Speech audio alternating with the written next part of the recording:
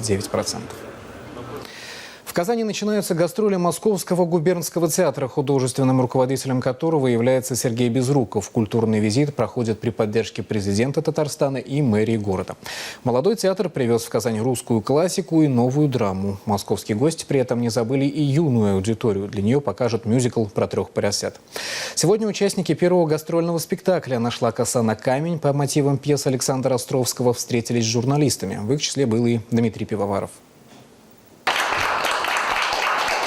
Сегодня уже неудивительно, что популярные актеры становятся не только лицедеями, но и хозяйственниками. Например, Олег Меньшиков, как руководитель театра Ермоловой, или Евгений Миронов в театре «Наций». Не исключение Сергей Безруков, ставший худруком микса двух коллективов – драматического театра имени Островского и Московского областного камерного театра. Особая привлекательность произошедшего – это возможность выбирать имена в драматургии, режиссуре и актерских персон, весьма востребованных в кино и на телевидении. Я думаю, что первое впечатление во всяком случае можно получить по тем спектаклям, которые мы привезли в этот раз.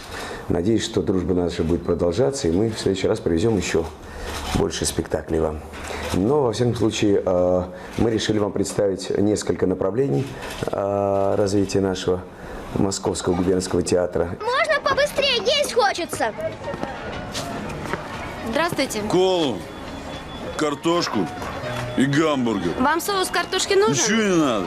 Дмитрий Дюжев в предвкушении новой постановки, где выступил в качестве режиссера. Это весьма востребованная в постсоветском пространстве пьеса Гельмана «Скамейка», где в главной роли коллега и соратник по театру Антон Хабаров. Последнего молодой режиссер считает бриллиантом. Который имеет право быть многогранным, быть блестящим и быть дорогим. На пресс-конференции говорили о тифлокомментариях, который представит окончивший специальный курс жена Сергея Безрукова Ирина. Это пояснение для слабовидящих и незрячих.